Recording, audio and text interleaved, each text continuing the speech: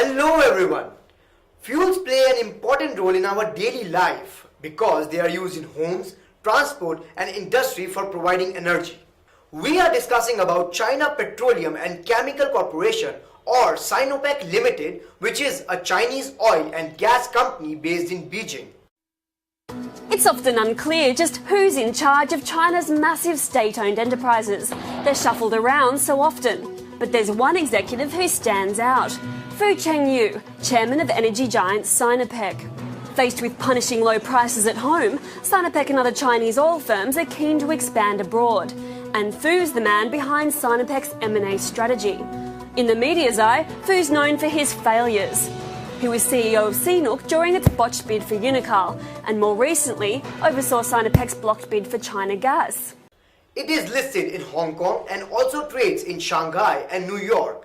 Sinopec is China's largest petroleum refinery and oil products producer, with its refining capacity ranking the second in the world. Refineries are mainly located in China's southeast coastal areas. The company now uses 3 registered trademarks under its branding consolidation strategy. The first logo was called the Rising Sun. It is mainly used to company's products and services. The second logo was called the Starry Sky. It is also used to the company's products and services. The third logo is Great Wall Oil Drop. It is certified by China trademark offices as a renowned brand name and mainly used to the company's cereal lubricants and automobile maintenance products.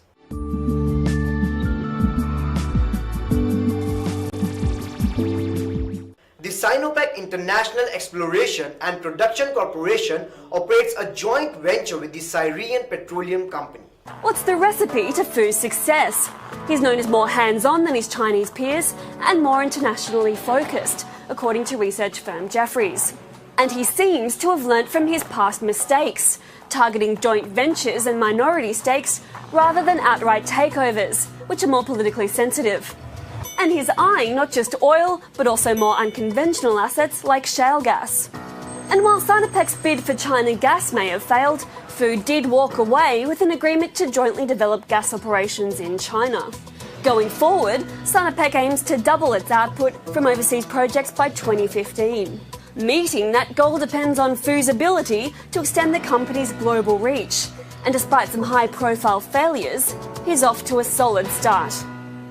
The joint venture purchased 2 oil fields in northeast Syria, formerly owned by a Canadian company, in 2008. In February 2007, Saudi Aramco and Exxon signed a deal with Sinopec to revamp the Fujian oil refinery and triple its capacity to 240,000 barrels per day. Sinopec acquired the assets of Shangli Petroleum, whose main asset was a maturing domestic oil field, in order to stabilize its crude inputs and raise the utilization rate of its existing refineries.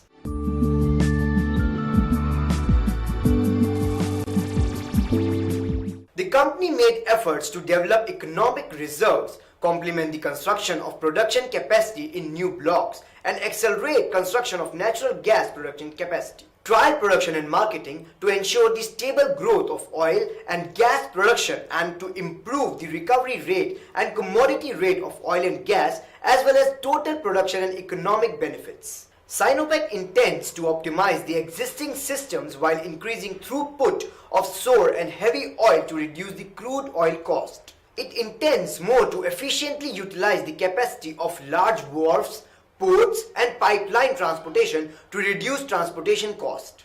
The company intends to better deploy its marketing networks to improve service quality and increase the percentage of retail and direct sales.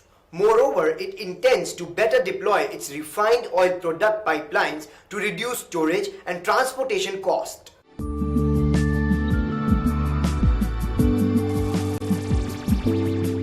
By carrying forward the fine heritage and working style of the petrochemical industry, Sinopec absorbed and took excellent results of modern management and corporate culture both at home and abroad as reference. Deepened corporate culture was built up to cultivate an active, positive, harmonious, hardworking, devoted and dedicated working atmosphere. This has provided a strong spiritual momentum to scientific corporate growth. In combination of management model with Sinopec's characteristics, the whole company is cultivating a cultural atmosphere adapting the healthy growth of the modern corporate system and a globalized company. By integrating the concept of value with its management system and improving the system's effectiveness and efficiency, the company always cultivates and forms the culture foundation and atmosphere for building a modern and internationalized corporation.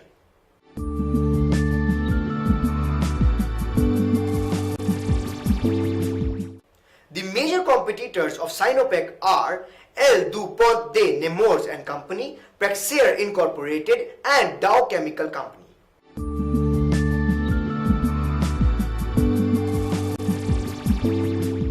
The major products of Sinopec are fuels, lubricants, and petrochemicals.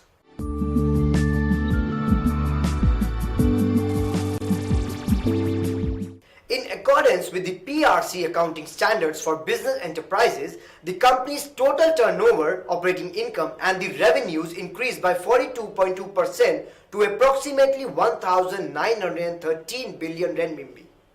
Sinopec's operating profit was 105 billion renminbi, representing an increase of 15.8% over same period of 2009.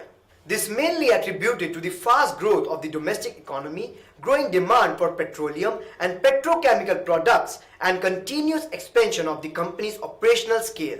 Profit is attributable to equity shareholders of the company is 71.80 billion renminbi, up by 13.7% compared to 2009. The company produced 328 million barrels of crude oil, stable compared to the same period last year, and also produced 441 billion cubic feet of natural gas, representing an increase of 47.6% over the same period last year.